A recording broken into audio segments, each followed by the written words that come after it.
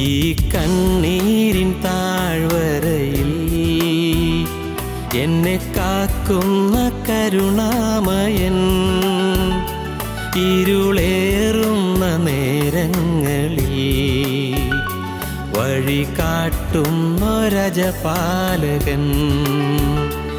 ഈ കണ്ണീരിൻ താഴ്വരയിൽ എന്നെ കാക്കുന്ന കരുണാമയൻ, ഇരുളേറുന്ന നേരങ്ങളിൽ വഴി കാട്ടുന്നൊരജപാലകൻ.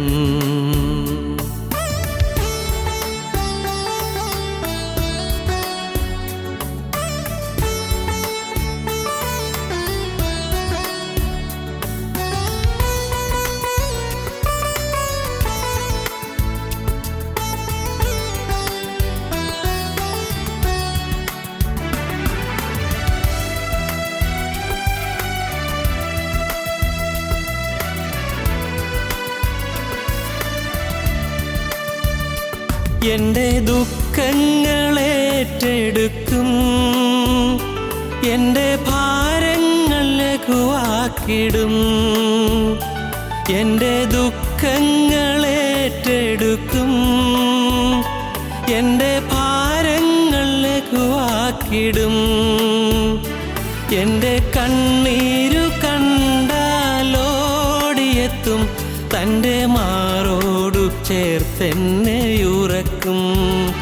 പ്രിയ സ്നേഹിതനെന്നേശുനാഥൻ, ഈ കണ്ണീരിൻ താഴ്വരയിൽ എന്നെ കാക്കുന്ന കരുണാമയൻ, ഇരുളേറുന്ന നേരങ്ങളിൽ വഴി കാട്ടുന്നൊരജപാലകൻ.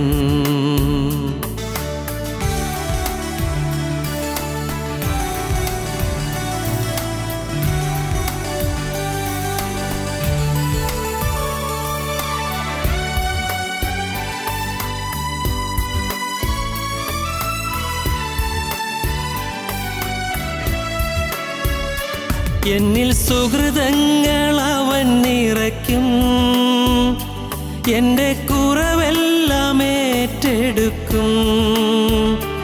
എന്നിൽ സുഹൃതങ്ങൾ അവൻ നിറയ്ക്കും, എൻ്റെ കുറവെല്ലാം ഏറ്റെടുക്കും.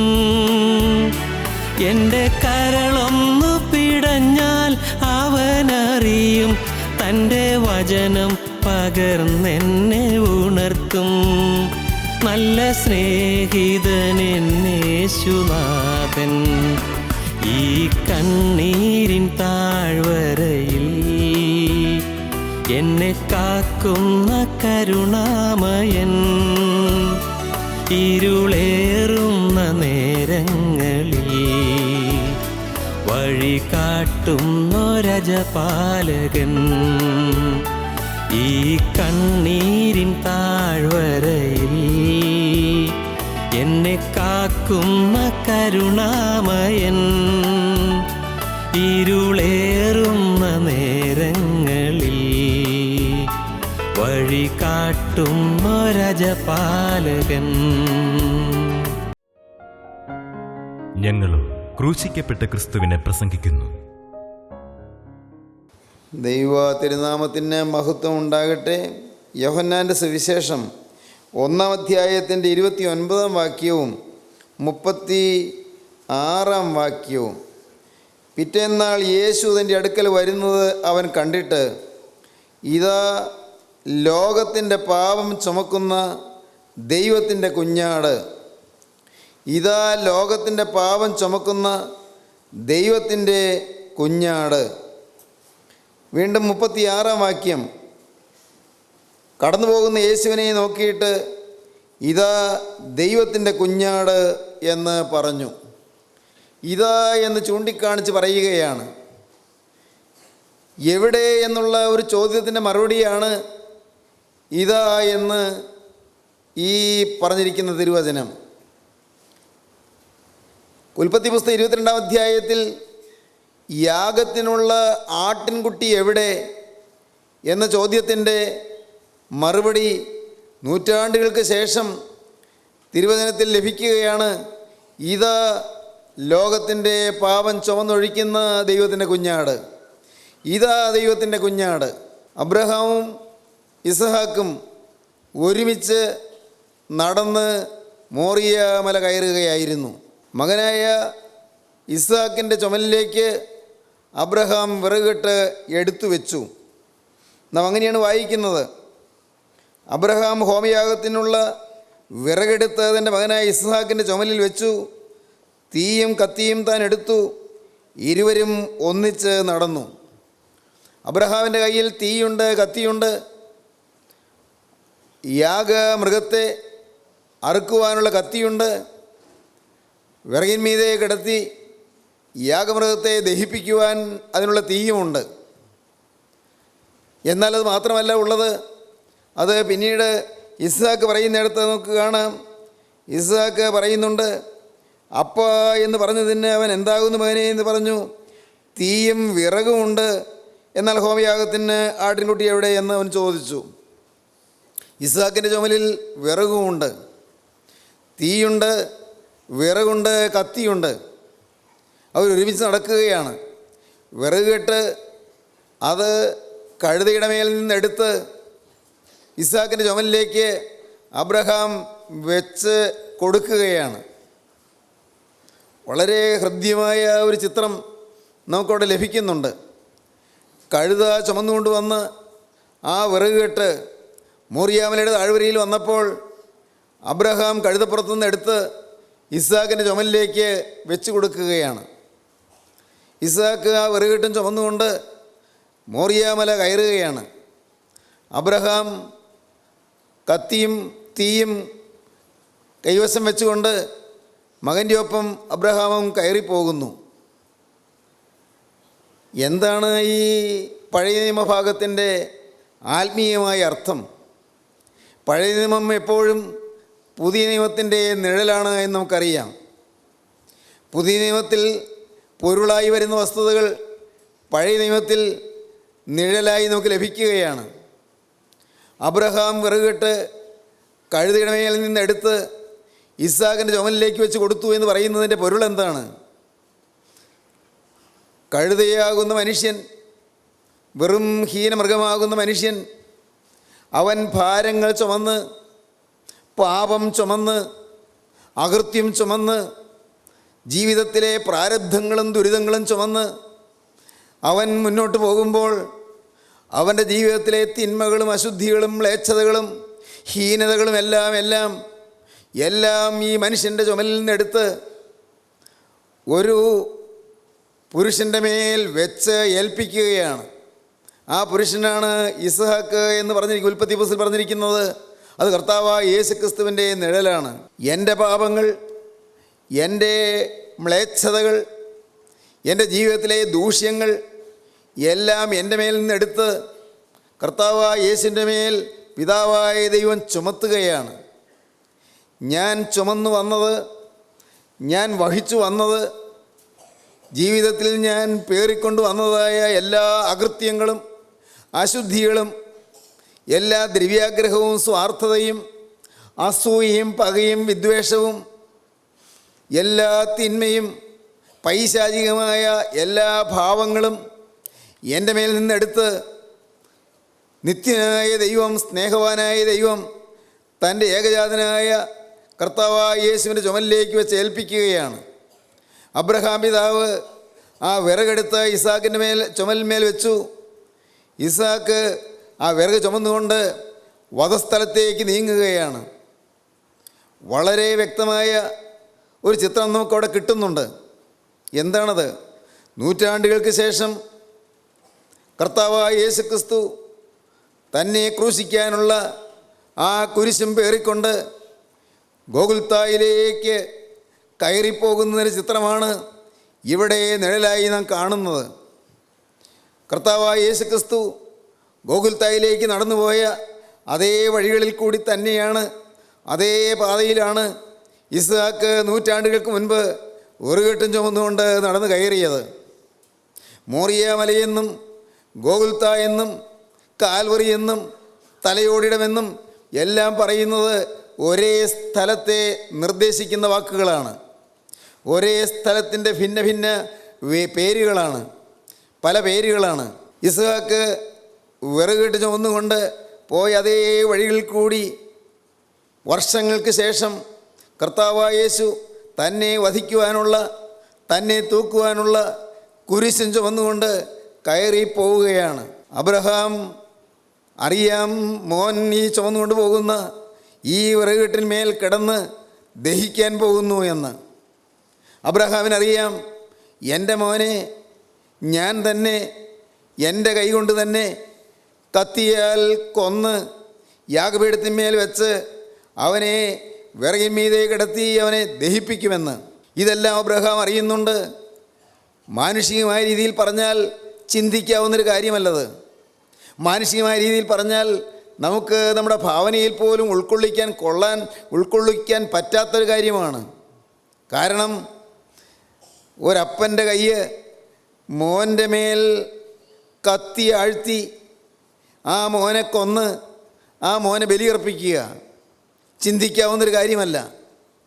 അതാണ് ദൈവം പറഞ്ഞിരിക്കുന്നത്. ദൈവം പറഞ്ഞിരിക്കുന്ന ആ കാര്യം അബ്രഹാം അനുസരിക്കാൻ തയ്യാറാവുകയാണ്. വിശ്വാസമുള്ളയിടത്ത് അനുസരണമുണ്ട്.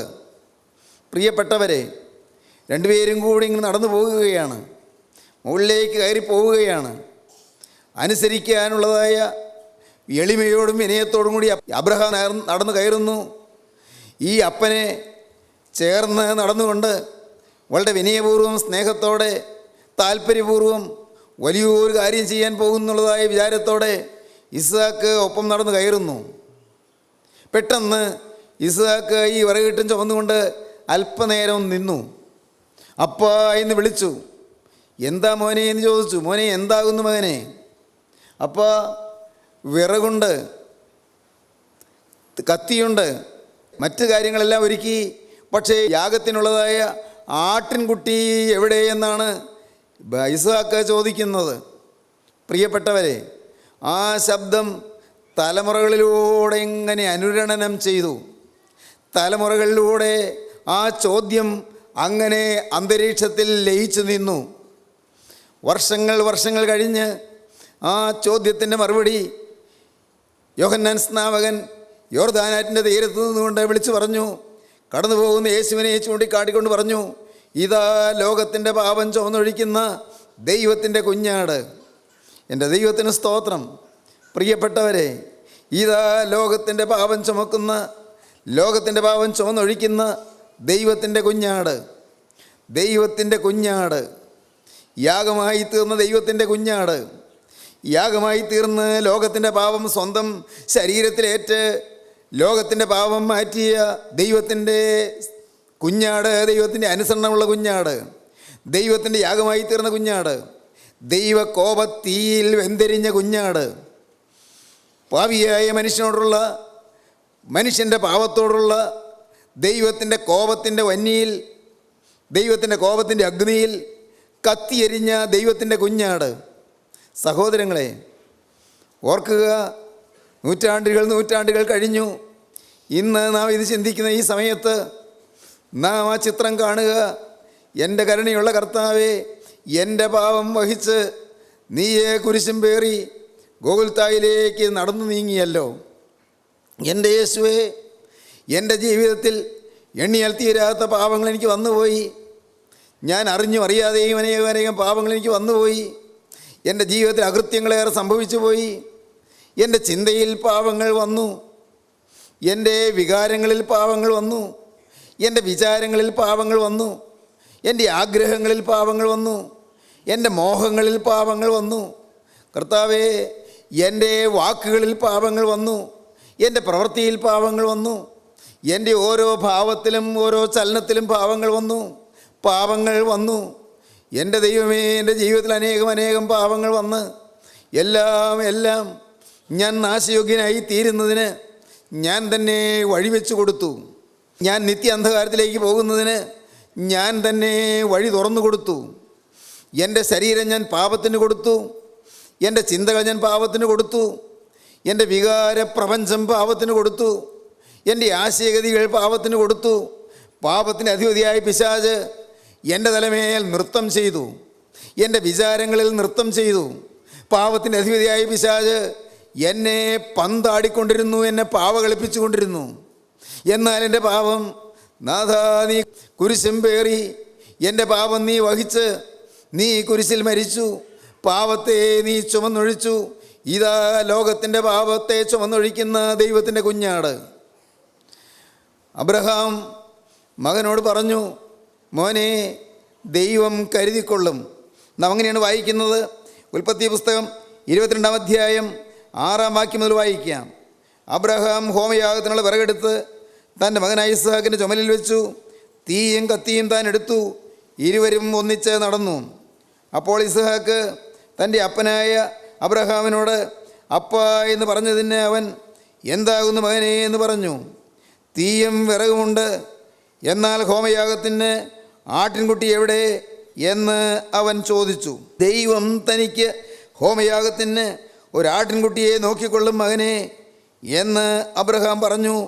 അങ്ങനെ അവർ ഇരുവരും ഒന്നിച്ച് നടന്നു. ദൈവം തനിക്ക് വേണ്ടി ഒരാട്ടിൻകുട്ടിയെ കരുതിക്കൊള്ളും മകനെ. ദൈവത്തിന് സ്തോത്രം. അബ്രഹാമിന് അനുഭവമുണ്ട്. അനുഭവത്തിൻ്റെ പിൻബലത്തിലാണ് അബ്രഹാം പറയുന്നത്.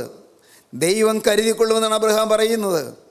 അബ്രഹാമിൻ്റെ ഈ കണ്ട ജീവിതത്തിൽ കഴിഞ്ഞ 40 കൊല്ലമായിട്ട് അബ്രഹാം ഇത് അനുഭവിച്ചു കൊണ്ടിരിക്കുകയാണ്. 40 വർഷമായി അബ്രഹാമിന് 10 പ്രാവശ്യം ദൈവത്തിൻ്റെ പ്രത്യക്ഷത ലഭിച്ചു കഴിഞ്ഞു. 10 പ്രാവശ്യം ദൈവം പലപ്പോഴായി അബ്രഹാമിന് പ്രത്യക്ഷനായി. ഓരോ പ്രാവശ്യവും അബ്രഹാമിൻ്റെ വിശ്വാസം ആഴത്തിലായിക്കൊണ്ടിരുന്നു. ദൈവം അബ്രഹാമിനോട് ഇടപെടുകയാണ്. ദൈവം അബ്രഹാമിന് വെളിപ്പെടുകയാണ്. ദൈവം അബ്രഹാമിനോട് സംസാരിക്കുകയാണ്. ദൈവിക ശബ്ദം അബ്രഹാം കേൾക്കുകയാണ്. അബ്രഹാമിന് അനുഭവം കിട്ടി. അബ്രഹാമിന് അറിയാം ദൈവം കരുതുന്നവനാണെന്ന്, ദൈവം കാക്കുന്നവനാണെന്ന്. നിർജീവമായ എൻ്റെ ജഡം, നിർജീവമായ എൻ്റെ ശരീരം, മക്കളുണ്ടാവുകയില്ല എന്ന് തീർച്ചയായും തീരുമാനിക്കാമായിരുന്ന എൻ്റെ ശരീരം, അത് ജീവനുള്ള ദൈവം ചൈതന്യവത്താക്കി തീർത്ത് എനിക്കൊരു കുഞ്ഞിനെ കർത്താവ് തന്നു. ദൈവം എനിക്ക് തന്നതാണ്.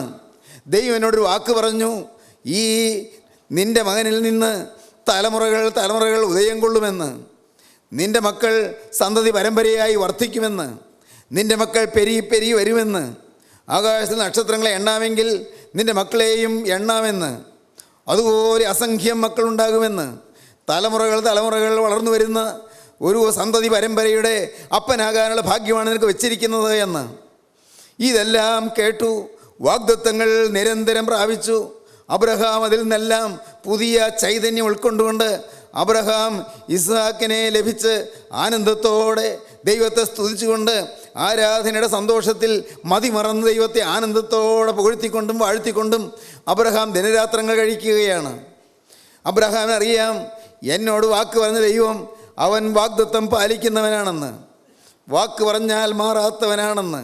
എൻ്റെ പ്രിയപ്പെട്ടവരെ, മെസൊപ്പൊട്ടോമിയയിൽ നിന്ന് എന്നെ പുറപ്പെടുവിച്ച ദൈവം, എൻ്റെ ദൈവമേ, മെസൊപ്പൊട്ടോമിയയിലെ ആ നദീതീരത്ത് നിന്ന് യൂഫ്രട്ടീസ്, ടൈഗ്രീസ് നദികളുടെ ആ നല്ല ഫലഭൂയിഷ്ഠമായ മണ്ണടിയിൽ നിന്ന് എന്നെ പൊക്കിയെടുത്ത് കൊണ്ടുവന്ന് ഈ കനാലിലേക്ക് കൊണ്ടുവന്ന് ജീവനുള്ള ദൈവം, അവൻ വിളിച്ചിറക്കിയവനാണ്. അവൻ എന്നെ വഴിയിലിട്ടിട്ട് പോവുകയില്ല എന്ന് അബ്രഹാമിന് ബോധ്യമുണ്ട്. ദൈവത്തെക്കുറിച്ചുള്ളതായ പരമബോധ്യം, ദൈവവിശ്വാസം, അവൻ എനിക്ക് മതിയായവനാണ് എന്ന ബോധ്യം, എന്നെ വിളിച്ചിറക്കിയവൻ അവൻ വിശ്വസ്തനാണ് എന്ന ബോധ്യം, എനിക്ക് പ്രത്യക്ഷനായ ദൈവം അവൻ വാക്ക് പറഞ്ഞാൽ മാറാത്തവനാണെന്നുള്ള ബോധ്യം. പലപ്പോഴും ഞാൻ ആവശ്യപ്പെടാതെ എനിക്ക് പ്രത്യക്ഷനായിക്കൊണ്ടിരുന്ന ദൈവം, ഞാൻ കാത്തിരിക്കാതെ എനിക്ക് പ്രത്യക്ഷനായ ദൈവം, ഞാൻ ഒരുങ്ങാതെ എനിക്ക് പ്രത്യക്ഷനായ ദൈവം, ഞാൻ വിളിച്ചപേക്ഷിക്കാതെ എനിക്ക് പ്രത്യക്ഷനായ ദൈവം, ഞാൻ എൻ്റെ ജോലി കാര്യങ്ങൾ മുഴുവൻ നടന്നപ്പോൾ എന്നെ വിളിച്ച് എന്നോട് സംസാരിക്കാൻ തിരുമനസ്സായ ദൈവം, ഒരു സത്യദൈവമുണ്ട് എന്ന് അബ്രഹാമിന് മനസ്സിലായി. ജീവനുള്ള ആ ദൈവം അവൻ എല്ലാം കാണുന്നവനാണെന്ന് അബ്രഹാമിനറിയാം. അവൻ എല്ലാം കരുതുന്നവനാണെന്ന് അബ്രഹാമിനറിയാം. എനിക്ക് ഏറ്റവും നല്ലത് കരുതുവാൻ ദൈവം ശക്തനാണെന്ന് അബ്രഹാമിനറിയാം. ദൈവം സ്നേഹമാണെന്ന് അബ്രഹാമിനറിയാം. അബ്രഹാമിന് ദൈവത്തോട് പരിഭവമില്ല. അബ്രഹാമിന് ദൈവത്തോട് പരാതിയില്ല. അബ്രഹാമിന് ദൈവത്തോട് നന്ദിയേ ഉള്ളൂ. അബ്രഹാം കൂടെ യാഗപീഠം പണിയുന്നുണ്ട്. നാം വായിക്കുന്നത്, അങ്ങ് നദിക്കക്കരയിൽ നിന്ന് പുറപ്പെട്ടതിന് ശേഷം 10 സ്ഥലങ്ങളിൽ അബ്രഹാം യാഗപീഠം പണിതു എന്നാണ്. അബ്രഹാം യാഗപീഠം പണിതു. ചെല്ലുന്നിടത്ത് യാഗപീഠം പണിയുകയും യാഗമർപ്പിക്കുകയും ചെയ്തു. ഇങ്ങനെ ദൈവത്തോടുള്ള സഹിത്വത്തിലും ദൈവത്തോടുള്ള സംസർഗത്തിലും നിരന്തരം ആത്മാവിൽ ആനന്ദിച്ചു വന്ന ദൈവവൈതലിന് ഇപ്പോൾ സംശയമില്ല, എൻ്റെ ദൈവം അവൻ ജീവിക്കുന്ന ദൈവമാണ്. അവൻ വാക്ക് പറഞ്ഞാൽ മാറുകയില്ല. അവൻ എന്നെ കാക്കും, അവൻ എൻ്റെ കാര്യം നോക്കും, അവൻ എന്നെ പരിപാലിക്കും, അവൻ എനിക്ക് വേണ്ടി കരുതും. അബ്രഹാമിന് സംശയമില്ല. അബ്രഹാം പ്രതീക്ഷയോടുകൂടി മുന്നോട്ട് പോകുമ്പോഴാണ് ചോദ്യം, അപ്പോൾ വിറകുണ്ട്, കത്തിയുണ്ട്, പക്ഷേ യാഗത്തിനുള്ളതായ ആട്ടിൻകുട്ടി എവിടെ എന്നുള്ള ചോദ്യം. അബ്രഹാം ഒന്ന് അമ്പരന്നു, ഒന്ന് തെല്ല്, ഒന്ന് മനസ്സൊന്ന് പതറിയോ. എന്താ പറയുക മോനോട്? മോനെ, നിന്നെയാണ് യാഗം കഴിക്കാനുള്ളതെന്ന് എങ്ങനെ പറയും? മുഖത്ത് നോക്കി എങ്ങനെ പറയും? എന്നാൽ പറയാതിരിക്കുന്നത് എങ്ങനെ? അബ്രഹാം ഒന്ന് ഓർത്തു, ഒന്ന് ചിന്തിച്ചു. എൻ്റെ ദൈവമേ, ആ അപ്പൻ്റെ ഹൃദയവികാരങ്ങൾ നിങ്ങൾക്ക് ഊഹിക്കാമോ? ആ അപ്പൻ മനസ്സൊന്ന് പതറി. മോനോട് എങ്ങനെ പറയും? കുഞ്ഞേ, നിന്നെയാണ് യാഗം കഴിക്കാൻ പോകുന്നത്, ദൈവം അങ്ങനെ കൽപ്പിച്ചിട്ടുണ്ട്, പറയണം, പറയാതിരിക്കാൻ വയ്യ, പക്ഷേ ഇപ്പോഴെങ്ങനെ പറയും? അബ്രഹാം ഒന്ന് പതറി. പക്ഷേ അബ്രഹാം ഒന്ന് ചിന്തിച്ചിട്ട് പറഞ്ഞു, മോനെ, അത് യഹോവ കരുതിക്കൊള്ളും. ദൈവം തനിക്ക് ഹോമയാഗത്തിൻ്റെ ആട്ടിൻകുട്ടിയെ കരുതിക്കൊള്ളും. എൻ്റെ കർത്താവിൻ്റെ വലിയ നാമം മഹത്വപ്പെടട്ടെ. ദൈവത്തിന് സ്തുതി. പ്രിയപ്പെട്ടവരെ, അബ്രഹാം മനസ്സ് ഒന്നുകൂടി ഉറച്ചു. അബ്രഹാം ദൈവം കരുതിക്കൊള്ളുമെന്ന് പറഞ്ഞു. പ്രതിസന്ധി വരുമ്പോൾ ഒരു സെക്കൻഡ് നിങ്ങൾ ഒന്ന് ചിന്തിക്കണം. ഞാൻ എങ്ങനെയാണ് ഇതിനെ നേരിടേണ്ടത്? എന്താണ് ഞാൻ മറുപടി പറയേണ്ടത്? ഞാൻ എങ്ങനെയാണ് പ്രതികരിക്കേണ്ടത്? ഒരു പ്രശ്നം വന്നിരിക്കുകയാണ്, ഒരു ചോദ്യം വന്നിരിക്കുകയാണ്, ഒരു പ്രതിസന്ധി വന്നിരിക്കുകയാണ്, ഒരു നിർണായക നിമിഷം വന്നിരിക്കുകയാണ്. ഞാൻ എങ്ങനെയാണ് ഇവിടെ പ്രതികരിക്കേണ്ടത്? എന്താണ് ഞാൻ പറയേണ്ടത്? ഞാൻ എങ്ങനെയാണ് ഇവിടെ പ്രവർത്തിക്കേണ്ടത്? ഞാൻ എങ്ങനെയാണ് ഇവിടെ പെരുമാറേണ്ടത്? ദൈവത്തിന് സ്തോത്രം. നിങ്ങൾ വിശ്വസിക്കൂ, നിങ്ങൾ വിളിച്ചിറക്കിയ ദൈവം തക്ക സമയത്ത് നിങ്ങൾക്ക് നാവിൽ ആലോചന തരും. ദൈവത്തിന് സ്തോത്രം. നാവിൽ തക്ക സമയത്ത് അവൻ ആലോചന വരച്ചു തരും. എൻ്റെ കർത്താവിന് സ്തോത്രം. നിങ്ങൾക്കെല്ലാം ഒരുപക്ഷെ അനുഭവങ്ങൾ പറയാൻ കാണുമെന്ന് എനിക്ക് തോന്നുന്നു. എടുത്തിയാടിയൊന്നും പറഞ്ഞേക്കരുത്, എടുത്തിയാടിയൊന്നും സംസാരിക്കരുത്, ധൃതഗതിയിലൊന്നും നിങ്ങൾ പ്രവർത്തിക്കരുത്. ഒന്ന് ചിന്തിക്കുക. Look before you leap. ചാടുന്നതിന് മുൻപ് ഒന്ന് നോക്ക്. Look before you leap. എടുത്തു ചാടി ഒന്നും ചെയ്യല്ലേ. ആലോചിച്ച് ഒന്ന് ചിന്തിച്ച് ഞാൻ എങ്ങനെ വേണം ഇവിടെ പെരുമാറാൻ, എന്താണ് എന്നിൽ നിന്ന് വരേണ്ട പ്രതികരണം ഒന്ന് ചിന്തിച്ചിട്ട് ഞാൻ പറയുന്നത്, നിങ്ങളപ്പോൾ അവിടെ കിഴക്കോട്ട് തിരിഞ്ഞു നിന്ന് കുരിശ് വരച്ച് പ്രാർത്ഥിക്കാനൊന്നും അല്ല ഞാൻ പറയുന്നത്, അതല്ല. പക്ഷേ നിങ്ങൾക്കൊരു കാര്യം ചെയ്യാം. എൻ്റെ കർത്താവേ, ഒരു സെക്കൻഡ്, അത് വേറെ ആരും അറിയണ്ട. എൻ്റെ കർത്താവേ, എൻ്റെ യേശുവേ, എൻ്റെ ജീവനാഥ, ഞാനിവിടെ എങ്ങനെയാണ് നിൽക്കേണ്ടത്? ദൈവത്തിന് സ്തോത്രം. തക്ക സമയത്ത് അവൻ ജീവനുള്ള ദൈവം നിൻ്റെ നാവിന്മേൽ വരച്ചു തരും. ദൈവത്തിന് സ്തോത്രം. തക്ക സമയത്ത് മകനെ നിൻ്റെ നാവിന്മേൽ അവൻ വരച്ചു തരികയും അവൻ നിന്നിൽ കൂടി സംസാരിക്കുകയും പ്രവർത്തിക്കുകയും ചെയ്യും. വേണ്ടതുപോലെ വേണ്ട സമയത്ത് ചെയ്യുവാനുള്ളതായ നൽവരം നിനക്ക് തരും. അബ്രഹാം ഒന്ന് ചിന്തിച്ചു. അബ്രഹാം പറഞ്ഞു, മകനെ, യഹോവ കരുതിക്കൊള്ളും. ദൈവം തനിക്ക് ഹോമയാഗം കഴിക്കേണ്ടതിന് ഒരു ആട്ടിൻകുട്ടിയെ കരുതിക്കൊള്ളും, യഹോവ കരുതിക്കൊള്ളും എന്ന് പറഞ്ഞു. ദൈവത്തിന് സ്തോത്രം. അവർ ഇരുവരും ഒന്നിച്ച് നടന്നു. ദൈവം കൽപ്പിച്ചിരുന്ന സ്ഥലത്ത് അവരെത്തി. അബ്രഹാം ഒരു യാഗപീഠം പണിതു, വിറകടുക്കി തൻ്റെ മകൻ ഇസ്ഹാക്കിനെ കെട്ടി യാഗപീഠത്തിന്മേൽ വിറകിന്മീതെ കിടത്തി. എത്ര പെട്ടെന്നാണ് തിരുവചനത്തിൽ അത് പറഞ്ഞു പോകുന്നത്. നമുക്കത്ര പെട്ടെന്ന് പറഞ്ഞു പോകാൻ പറ്റുകയില്ല. അടുത്ത പ്രസംഗത്തിൽ അതിനെക്കുറിച്ച് പറയാം. പ്രിയപ്പെട്ടവരെ, വേദപുസ്തകത്തിൽ പരിശുദ്ധാത്മാവ് രേഖപ്പെടുത്തുമ്പോൾ തൊട്ട് ചില കാര്യങ്ങൾ ധൃതഗതിയിൽ പറഞ്ഞു പോവുകയാണ്. എന്നാൽ എന്തെല്ലാം വികാര വിക്ഷുബ്ധമായ രംഗങ്ങളായിരിക്കും അവിടെ നടന്നത്, വികാരലോലമായ കാര്യങ്ങളാണ് അവിടെ നടന്നത്. ഏതെല്ലാം മാനസികമായ ടെൻഷൻ, മാനസികമായ സംഘർഷങ്ങളാണ് അവിടെ ഉണ്ടായിരുന്നത്. എല്ലാം നമുക്ക് ഊഹിക്കാവുന്നതേ ഉള്ളൂ. എന്നാൽ ഒന്ന് നിങ്ങൾ ഓർക്കൂ, മനസ്സംഘർഷങ്ങൾ വരുമ്പോൾ, ആന്തരികമായ സംഘട്ടനങ്ങൾ വരുമ്പോൾ, ഇന്നർ കോൺഫ്ലിക്ട്സ് നിങ്ങളുടെ ജീവിതത്തിൽ വരുമ്പോൾ പതറരുത്, നിങ്ങൾ തളരരുത്, നിങ്ങൾ ശാന്തമായി ദൈവത്തിൽ ആശ്രയിക്കുക. അബ്രഹാം നമുക്ക് ഉത്തമ ദൃഷ്ടാന്തം കാണിച്ചു തന്നു. എല്ലാം മനസ്സിലാക്കി തരാൻ നമ്മുടെ നാഥൻ നമ്മോടുകൂടെ ഇരിക്കട്ടെ. കർത്താവ് നമ്മളെ നയിക്കട്ടെ. യേശുക്രിസ്തുവിൻ്റെ കരം നിങ്ങളെ നയിക്കട്ടെ. അവൻ്റെ കരം നിങ്ങളെ പിടിക്കട്ടെ. ഞാൻ കാണാതെ പിടിച്ചൊരു വാക്യമുണ്ട്, ഞാൻ നിന്നെ ഉപദേശിച്ച് നടക്കേണ്ടുന്ന വഴി നിനക്ക് കാണിച്ചു തരും, ഞാൻ നിന്റെ മേൽ ദൃഷ്ടി വെച്ച് നിനക്ക് ആലോചന പറഞ്ഞു തരും. ഹല്ലേലൂയ, ദൈവത്തിന് സ്തോത്രം. ഉടയമ്പരാൻ പറയുകയാണ്, 32-ാം സങ്കീർത്തനത്തിലാണ്, ഞാൻ നിന്റെ മേൽ ദൃഷ്ടി വെച്ച് നിനക്ക് ആലോചന പറഞ്ഞു തരും, ഞാൻ നിന്നെ ഉപദേശിച്ച് നടക്കേണ്ടുന്ന വഴി നിനക്ക് കാണിച്ചു തരും. യെശയ്യാ പ്രവാചകന്റെ പുസ്തകം 30-ാം അധ്യായത്തിൻ്റെ 20-22 വാക്യങ്ങളിൽ കാണാം, കർത്താവ് നിങ്ങൾക്ക് കഷ്ടത്തിൻ്റെ അപ്പവും ഞെരുക്കത്തിൻ്റെ വെള്ളവും മാത്രം തന്നാലും ഇനി നിന്റെ ഉപദേഷ്ടാവും അറിഞ്ഞിരിക്കുകയില്ല. നിന്റെ കണ്ണ് നിന്റെ ഉപദേഷ്ടാവിനെ കണ്ടുകൊണ്ടിരിക്കും. നീ വലത്തോട്ടോ ഇടത്തോട്ടോ തിരിയുമ്പോൾ വഴി ഇതാകുന്നു, ഇതിൽ നടന്നുകൊള്ളുവീനെന്ന് ഒരു വാക്ക് പിറകിൽ നിന്ന് കേൾക്കും. എന്തോരാശ്വാസം! വഴി ഇതാകുന്നു, ഇതിൽ നടന്നുകൊള്ളുവീനെന്ന് പിറകിൽ നിന്നൊരു വാക്ക് കേൾക്കും. ദൈവത്തിന് സ്തോത്രം. സങ്കീർത്തനം 73 പറയും, നിന്റെ ആലോചനയാൽ നീ എന്നെ നടത്തും, പിന്നത്തേതിൽ മഹത്വത്തിലേക്ക് എന്നെ കൈക്കൊള്ളും. സ്വർഗത്തിൽ എനിക്ക് ആരുള്ളൂ, ഭൂമിയിൽ നിന്നെയല്ലാതെ ഞാൻ ഒന്നും ആഗ്രഹിക്കുന്നില്ല. ഇതാ യഹോവയായ ദൈവം എൻ്റെ പാറയും എൻ്റെ ഓഹരിയുമാകുന്നു. ദൈവത്തിന് സ്തോത്രം. പ്രിയപ്പെട്ടവരെ, ഈ ദൈവത്തിൻ്റെ സഹിത്വത്തിലേക്ക് വരാൻ നിങ്ങൾക്ക് താല്പര്യമുണ്ടോ? ദൈവത്തിൻ്റെ സ്നേഹത്തിലേക്ക് വരാൻ നിങ്ങൾക്ക് താല്പര്യമുണ്ടോ? ആ സ്നേഹനിധിയുടെ പാവനപാദത്തിൽ നിങ്ങളുടെ ജീവിതം അർപ്പിക്കാൻ നിങ്ങൾക്ക് താല്പര്യമുണ്ടോ? നിത്യനായ ക്രിസ്തുവിൻ്റെ പാദപീഠത്തിൽ നിങ്ങളെ തന്നെ അർപ്പിച്ചുകൊണ്ട് പുതുജീവിതം നയിക്കാൻ നിങ്ങൾക്ക് തീരുമാനം വരുന്നുണ്ടോ? അവനിതാ നിങ്ങളുടെ അരികത്തേക്ക് വന്നിട്ടുണ്ട്. നിങ്ങൾ അവനെ തേടി തേടി മറ്റെങ്ങും പോകണ്ട. അവനെ തേടി നിങ്ങൾ തീർത്ഥയാത്രയ്ക്ക് നിങ്ങൾ യാത്ര ചെയ്യണ്ട. നിങ്ങൾ ഒരേ ഒരു കാര്യം മാത്രം ചെയ്താൽ മതി. ഗോകുൽത്തായിൽ മരിച്ചവൻ, ഗോകുൽത്തായിൽ യാഗമായി തീർന്നവൻ നിങ്ങളെ തേടി ഇപ്പോൾ നിങ്ങളുടെ അരികത്തേക്ക് വന്നിട്ടുണ്ട്. അവൻ്റെ പാദപീഠത്തിൽ നിങ്ങളെ തന്നെ അർപ്പണം ചെയ്യൂ. അവനോട് പറയൂ, യേശുവേ, എനിക്ക് വേണ്ടി ക്രൂസിൽ മരിച്ച രക്ഷക, എനിക്ക് വേണ്ടി യാഗമായി തീർന്ന നാഥ, ഇന്ന് ഞാൻ എന്നെ തന്നെ നിൻ്റെ പാദപീഠത്തിലേക്ക് സമർപ്പിക്കുന്നു. എൻ്റെ മേൽ നിന്റെ തൃക്കരം വയ്ക്കണമേ, എന്നെ ആശീർവദിക്കണമേ, എന്നെ അനുഗ്രഹിക്കണമേ, എന്നെ വഴി നടത്തണമേ, വേണ്ട വഴിയിൽ വേണ്ടതുപോലെ നടപ്പാനുള്ള കൃപ എനിക്ക് തരണമേ, എൻ്റെ കാര്യം നീ ഏറ്റെടുക്കണമേ. സമർപ്പിക്കൂ.